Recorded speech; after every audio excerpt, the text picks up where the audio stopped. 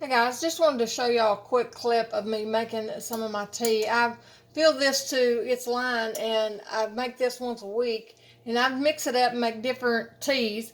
But today, and some of these are my every week ones, and I'll tell you as I go. But what I'm going to start out with is my clevers. This here's a mix of my clevers and my chickweed both. The clevers, that's really good for your lymphatic system and your liver and stuff like that. And a lot of times I even mix this with dandelion, which I'm not this time, but most of the time I do mix it with dandelion. And actually dandelion's a good one to do through the holidays and stuff to help detox your liver and as well. The chickweed itself, it's high in vitamin C and potassium and the B vitamins, I'm thinking is what it is. So I'm going to add those to the mix. I'm also going to add, excuse me, I'm also going to add red clover, which is a biggie for me. I collect a lot of red clover. Red clover is good for a lot of toning of the body, especially women in particular, dealing with hot flashes and arthritis and stuff like that. It's actually high in protein, so you could actually eat this and live off of it. But a lot of these are just basically got a lot of vitamins and minerals in it. I'm adding lavender to this one, which this is taking the place of my dandelion today. And I'm doing that just because generally I drink this tea in the afternoon, sometimes earlier in the day, and that way I can add some, something to help me relax this afternoon. And then my nettle, and I always collect tons and tons of nettle because that's put this in every tea that I make, my stinging nettle. So that's what I'm going to add to my tea today, and I will just kind of give you a quick glimpse of what I do.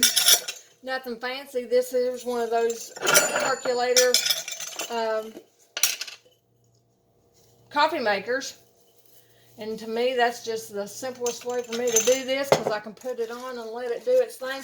And you don't want to do this on extreme high heat because the higher the heat, the more you're going to destroy the properties within what you're adding to this. So I generally put my heat on about medium, and as I see it start to percolate, then I kind of go down one actually a little bit, a degree or two, just to let it do its seeping without killing the properties. And you'll see here that I tend to add more of the nettle, and all of these make really good teas. There's some herbs that make a more of a bitter tea, but this here doesn't. It doesn't make a bitter tea at all. But anyway, I wanted to show you guys this just to give you an idea of how simple this is.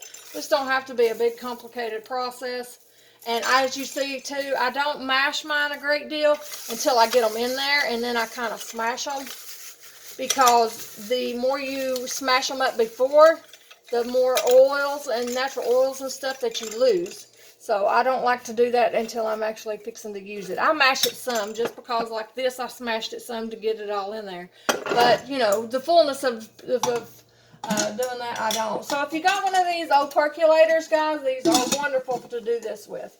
So I'll let that sit in there. I've got it on medium heat. It's already getting hot. And I'll let that do for 30 minutes or so after it starts percolating. And I'll have my tea. Thank you guys. Appreciate you. Hope you guys have a good week.